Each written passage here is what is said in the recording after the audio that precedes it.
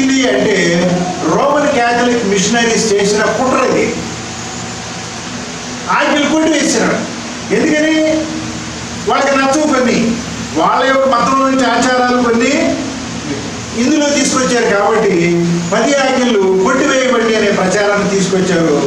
ఆ ప్రచారంలో నుంచి ప్రొటెస్టెంట్స్గా ఉన్న మన సహోదరులు కూడా దాన్నే పాటిస్తారు. కాబట్టి ఈ కొట్టివేయబడింది అనే దాని మీద మీకు చిన్న క్లారిటీ ఒకటి ఇచ్చేసి నేను అందులోంచి బయటకు వచ్చేస్తాను. ఇక్కడ గలతీయులకు రాసిన పత్రికలో అక్కడ ఏముంటుందంటే ఎఫెసీయులకు రాసిన పత్రికలో 2వ అధ్యాయము 14వ వచనం చదవండి. చాలా ముఖ్యమైన వచనం ఇది, కొట్టివేయబడింది అనే దాని గురించి చదవండి. ఆయన మన సమాధానమై ఉండి మీకును మాకును ఉండిన ద్వేషమును అనగా విధి రూపకమైన ఆజ్ఞలు గల ధర్మశాస్త్రమును తన శరీరమందు కొట్టివేయట చేత దేని కొట్టివేశాడు? దేని కొట్టివేశాడు? ఇది క్రైస్తవ సహోదరులు అందరూ బోధించే తప్పుడు బోధం. మెస్సయ్య శిలువ మీద ఏది కొట్టివేయబడింది? నేను ఒక ఆర్టికల్ రాశాను, మీ అందరికీ నేను అది ప్రింట్ చేసి అనుకుంటే వాళ్ళ తేట మర్చిపోయాను, తెచ్చుంటే బాగుండేది. సరే, మీకు అందరికి పర్సనల్గా ఇస్తాను. శిలువ మీద కొట్టివేయబడింది ఏంటి చూడండి, ఇంగ్లీష్లో చదువుతున్నాను. Having abolished in his flesh the enmity, ద్వేషము కొట్టివేయబడింది. The law of commandments contained in ordinances. The law of commandments contained in ordinances. Ordinances రూపంలో ఉన్న ఆజ్ఞలు కొట్టివేయబడి. అసలు ఆర్డినెన్సెస్ అంటే ఏంటి తెలియదు. ధర్మశాస్త్రము 3 భాగాలుగా ఉంటుంది. ధర్మశాస్త్రము 3 భాగాలుగా ఉంటుంది. ఆ 3 భాగాల గురించి మనకి ఎక్కడ ఉంటుంది? ద్వితీయోపదేశకాండము 16వ అధ్యాయం చూడండి. ద్వితీయోపదేశకాండము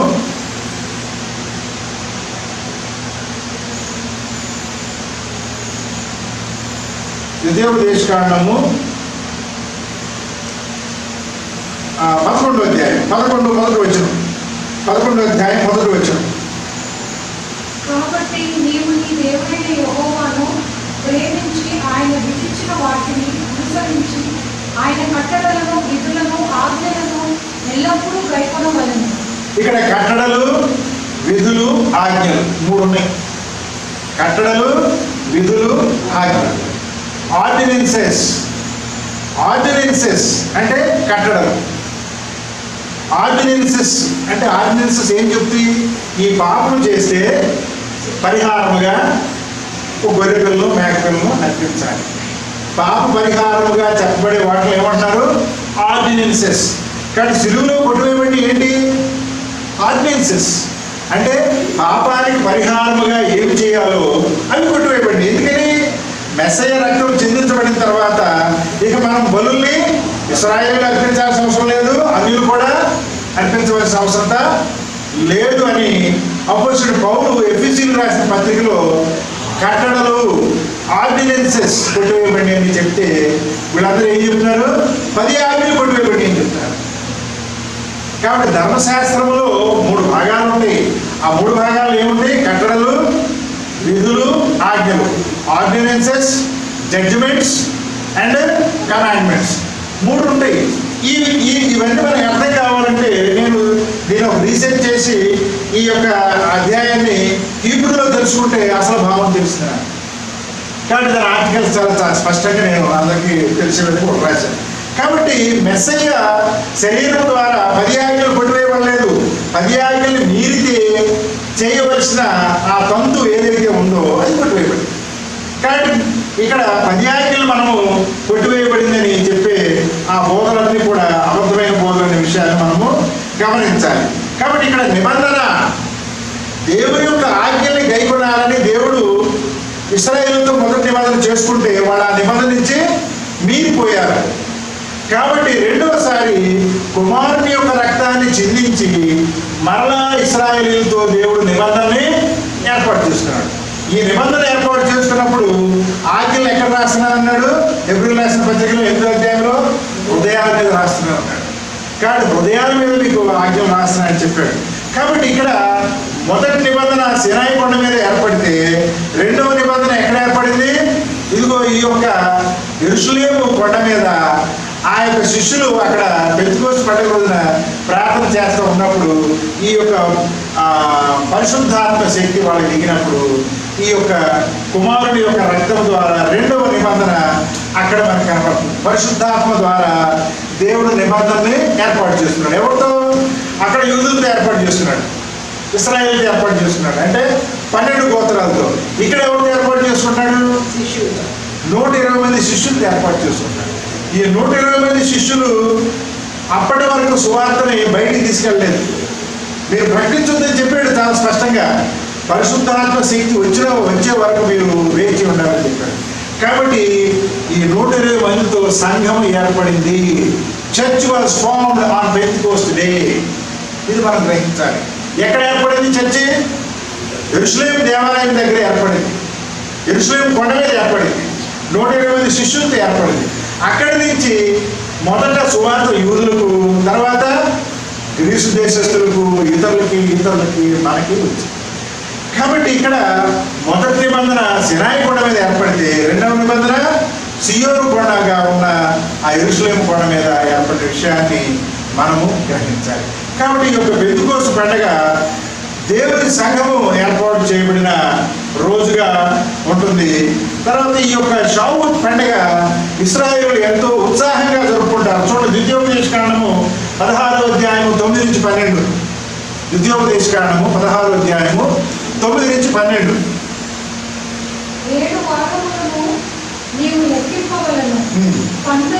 పంట చేతిపై కొడవలి మొదట వేసినది మొదలుకొని 7 వారములను లెక్కించి నీ దేవుడైన యెహోవాకు వారముల పండుగ ఆచరించేటప్పుడు ఎలా ఉండాలి అనేది అక్కడ ఉంది.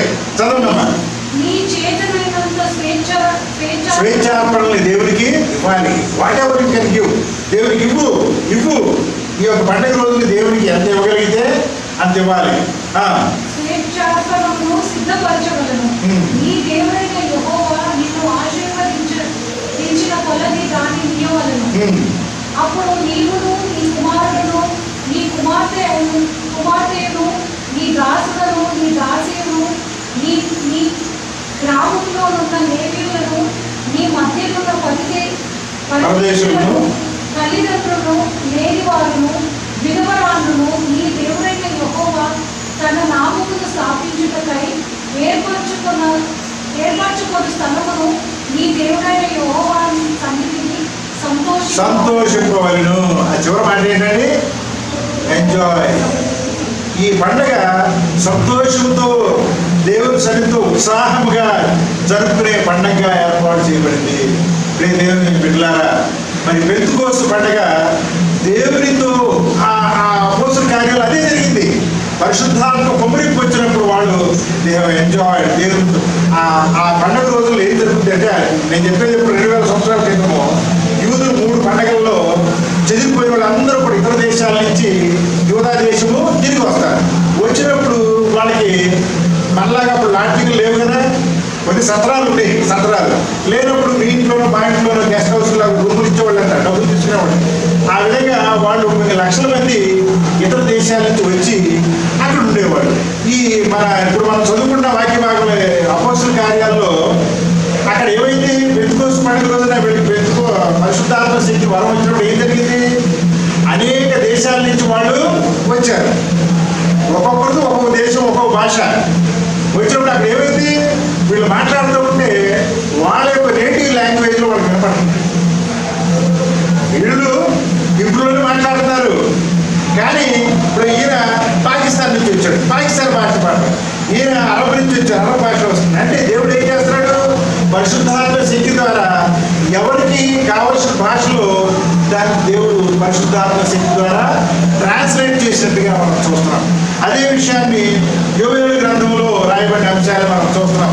అక్కడ ఏది అపోస్తల కార్యంలో 2వ అధ్యాయంలో ఐ థింక్ 16వ వచనం అనుకుంటా. చూడండి, 16వ వచనం.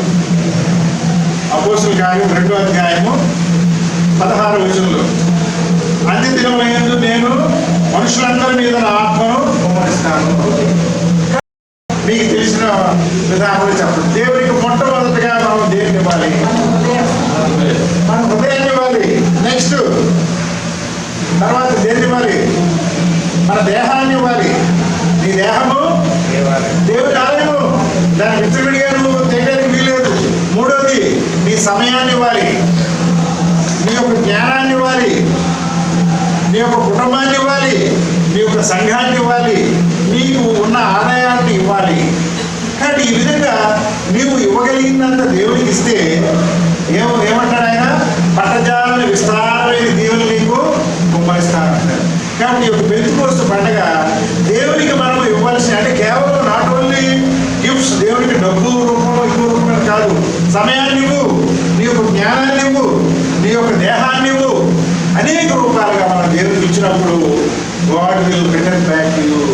నేను సంతోషంతో దేవుడు ఈ పండుగలు ఆశీర్వదిస్తాడు. అనేక అంశాలు ఉన్నాయి ఈ యొక్క పండుగ గురించి. కానీ ఇవన్నీ కూడా నేను ఇప్పుడు చెప్తే ఇంకో గంట పడుతుంది. కాబట్టి ఈ యొక్క పెంతుకోస్తు పండుగ అనేది ఆ మొదటి సీనాయి కొండ మీద 10 ఆజ్ఞలు ఇస్తే, ఈ యొక్క అపోస్తుల కార్యంలో పెంతుకోస్తు పండుగ ఏమైందంటే ఇట్ వాజ్ రెన్యూడ్, అది పునరుద్ధరణ చేయబడింది. ఏ విధంగా?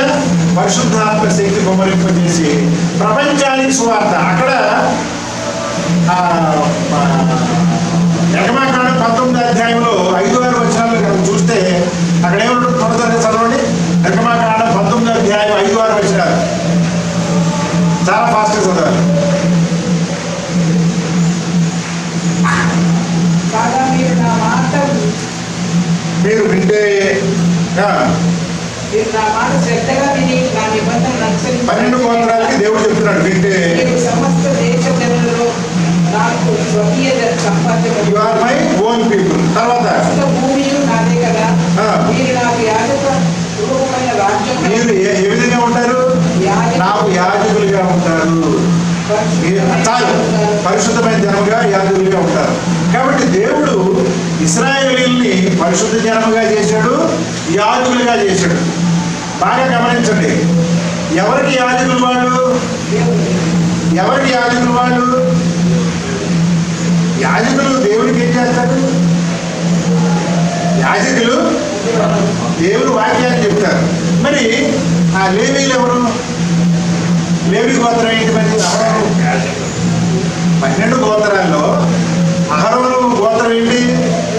లేవి గోత్రం. వాళ్ళు యాజకులు కదా, వాళ్ళు యాజకులు కదా. మరి ఇక్కడ ఏముంది? అందరినీ యాజకులు అంటున్నాడు ఏంటి? మరి అందరూ యాజకులు. క్లారిటీ కావాలి మనకి. అందరూ యాజకులు ఎట్ట అవుతారు? చాలా మందికి వీటిలో క్లారిటీ ఉండదు. ఇక్కడ 12 గోత్రాలకి యాజకులు ఎవరు? లేవి, అహరోను సంతానం వచ్చారు. ఇశ్రాయేలు సమాజానికి దేవుని యొక్క వాక్యాన్ని అందజేసేది ఎవరు? లేవీయులు. అయితే ప్రపంచానికి దేవుని వాక్యాన్ని అందజేసేది ఎవరు? 12 గోత్రాలు. ప్రపంచానికి దేవుడి వాక్యాన్ని అందజేసే సందర్భానికి వచ్చినప్పుడు 12 గోత్రాలు కూడా యాజకులే. అదే చెప్తున్నాను అక్కడ. మీరు నాకు యాజకులైన పరిశుద్ధ జనాంగముగా ఉంటారు. కాబట్టి ఆ 19వ అధ్యాయంలో సీనాయి కొండ మీద ఆ ధర్మశాస్త్రాన్ని ఇచ్చినప్పుడు దేవుడు ఏం చేశాడు? యాజకులుగా చేశాడు. అదే విషయాన్ని పేతురు రాసిన పత్రికలో మెస్సయ్య మీరు రాజులైన యాజక సమూహంగా ఉన్నారు నాకు అంటాడు. మొదటి పేతురు 2వ అధ్యాయము 9వ వచనంలో మీరు ఏర్పరచబడిన వంశమును రాజులైన యాజకులు. వీళ్ళెవరు? వాళ్ళెవరు? వీళ్ళెవరు? అక్కడ ఇశ్రాయేలు 12 గోత్రాలు. ఏది? నిర్గమాకాండం 12వ అధ్యాయంలో ప్రపంచానికి యాజకులుగా ఉన్నారు. కానీ వాళ్ళు సరిగ్గా పనిచేయలే. ప్రపంచానికి సువార్త అందించే క్రమంలో వాళ్ళు సరిగ్గా పనిచేయలేదు. కాబట్టి దేవుడు ఏం చేశాడు? కుమారుని పంపించి మరలా 120 మందిని శిష్యులు ఏర్పాటు చేసి మరలా నూతన వ్యవస్థను ఏర్పాటు చేశాడు. ఆ నూతన వ్యవస్థే దేవుని సంఘము. ఆ పరిశుద్ధాత్మ శక్తి ద్వారా శిష్యులు మరి ప్రపంచానికి యాజకులుగా ఉన్నారు. ప్రపంచానికి యాజకులు ఎవరు? ఇప్పుడు మెస్సయ్య శిష్యులుగా ఉన్న యూదులు ప్లస్ అన్యజనులు. యూదులు ప్లస్ అన్యజనులు. అక్కడ యాజకులు ఎవరు? ఓన్లీ యూదులకి 12 గోత్రాలకి యాజకులు ఎవరు? లేవీయులు. 12 గోత్రాలు మొత్తంగా ప్రపంచానికి యాజకులుగా ఉన్నారు. వాళ్ళు ఎవరు? యూదా సంతానం, యూదులు మాత్రమే 12 గోత్రాలు. కానీ ఇక్కడ నూతన నిబంధనలో వచ్చేటప్పటికి ఈ పరిశుద్ధాత్మ కుమ్మరింపు వచ్చిన తర్వాత యాజకులు ఎవరండి? అందులో యూదులు ఉంటారు, అన్యజనులు కూడా ఉంటారు. ఎవరు వాళ్ళు? చూడండి, చివరిగా చెప్పి చేస్తారు. వాళ్ళు ఎవరు? ప్రకటన గ్రంథము 12వ అధ్యాయము 17వ వచనము. ప్రకటన 12:17. వాళ్ళు ఎవరు?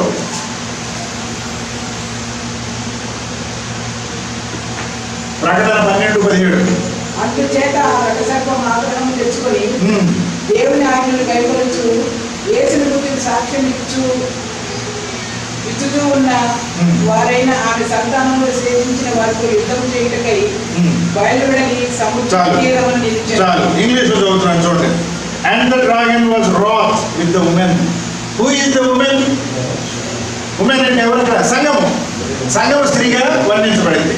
ఈ సంఘం గురించి ప్రకటన గ్రంథంలో ఉన్న అంశాలు చూద్దాం. And went to make war with the remnant of her seed. ఈ సంఘము ఏ విధంగా ఉంది? శేషించిన జనాంగము. రెమనెంట్ శేషించిన వారి లక్షణాలు ఏ విధంగా ఉండాలి? The characteristics of remnant people ఏంటండి? Which keep the commandments of God. Remnant అంటే ఎవరండి? Those who keep the commandments of God and have the testimony of Jesus Christ. 2 characters. ఈ యొక్క శేషించబడిన సంఘానికి 2 లక్షణాలు ఉండాలి. దేవుడు ఏర్పరచుకున్న జనాంగానికి 2 లక్షణాలు ఉండాలి. అక్కడ 12 గోత్రాలు నిర్గమా 19లో వాళ్ళకి ఇవే లక్షణాలు ఉన్నాయి. కానీ నూతన నిబంధనలో వచ్చేటప్పటికి ఏమైంది? మెస్సయ్య వచ్చాడు. ఇక్కడ ఏమంటున్నాడు? వాళ్ళు దేవుని ఆజ్ఞలు గైకొనాలి. And have the testimony of Christ. యేసునందు సాక్ష్యాన్ని కలిగి, అంటే యేసు నా రక్షకుడు. అంటే యూదులు 10 ఆజ్ఞలు మాత్రమే గైకొంటారు. బాగా గమనించండి. యూదులు they follow 10 commandments but they don't accept Jesus Christ. ఇక్కడ యూదులు ఉన్నారు. వీళ్ళు 10 ఆజ్ఞలు గైకొంటారు.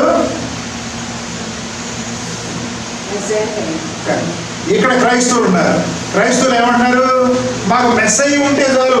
Just you have faith in Jesus, you will be saved. ఎక్కడుంది బైబిల్లో?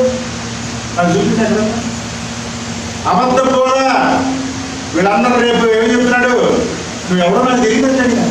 ఈ పెద్ద పెద్ద బోధకులందరినీ just have faith in Christ అని ఎక్కడ లేదు బైబిల్. చాలా స్పష్టంగా ఉంది. కాబట్టి ఈ ప్రపంచ క్రైస్తవులందరూ ఏం చెప్తున్నారు? ఇక పక్కన హ్యావ్ ఫెయిత్ ఇన్ జీసస్ అంటారు. ఇక్కడ యూదులు ఏం చెప్తారు? 10 ఆజ్ఞలు అంటున్నారు. వీళ్ళు 10 ఆజ్ఞలు అంటున్నారు. ఇక్కడ వీళ్ళు హ్యావ్ ఫెయిత్ ఇన్ క్రైస్ట్ అంటున్నారు. కానీ వాక్యంలో ఉన్నది ఏంటి? 10 ఆజ్ఞలు గైకొనాలి, యేసుక్రీస్తునందు విశ్వాసం కూడా ఉండాలి. 4 థింగ్స్. అదే ఇక్కడ నేను చెప్పింది. ఈ ప్రకటన గ్రంథము 12వ అధ్యాయం 17వ వచనంలో ఉన్నది ఏంటి? రెమనెంట్ చర్చ్కి, రెమనెంట్ పీపుల్ ఉండవలసిన క్యారెక్టరిస్టిక్స్ ఏంటి? 1, keep the commandments of God. దేవుని ఆజ్ఞలు గైకొనాలి, దేవుని ఆజ్ఞలు కొట్టివేయబడలేదు. 2వది have the testimony of Christ. మెస్సయ్య నందు విశ్వాసం ఉంచాలి. తర్వాత ఇంకొక వచనం ఉంది. ఎక్కడ ఉంది? 14:12. 14:12లో చూడండి. అక్కడ కూడా ఏముంటుంది? Here is the patience of the saints. పరిశుద్ధుల గురించి. Here are they keep the commandments of God. Those who keep the commandments of God and have faith in Jesus. And both things. ఆజ్ఞలు గైకొనాలి, యేసు ప్రభుని విశ్వసించాలి. కేవలం యేసు ప్రభుని విశ్వసించి ఆజ్ఞలు కొట్టివేస్తే రక్షణ లేదు. యూదుల్లాగా ఆజ్ఞలు గైకొని యేసు ప్రభుని వద్దంటే రక్షణ లేదు. 2 కాదు. కాబట్టి పెంతెకోస్తు పండుగ రోజున 2వ నిబంధన ద్వారా దేవుడు మనకి ఇచ్చిన వాక్యం ఇది. మనం ఆజ్ఞలు గైకొనాలి, మెస్సయ్య నందు విశ్వాసము ఉంచినప్పుడు మనము నిత్య జీవములో ఆ ప్రకటన గ్రంథంలో ఇదిగో దేవుని నివాసము అని చెప్పబడిన ఆ సన్నిధిలో కోల్పోయిన ఆ పరదేశంలో మనందరం కూడా మరలా చేరుకుంటాము. అటు ధన్యతను దేవుడు మనకందరూ కూడా అనుగ్రహించును గాక. ఈ యొక్క పెంతుకోస్తు పండుగ యొక్క దీవెనలు ఇక్కడ చేరిన ప్రతి ఒక్కరికి దేవుడు పేరు పేరును అనుగ్రహించును గాక. ఆమేన్.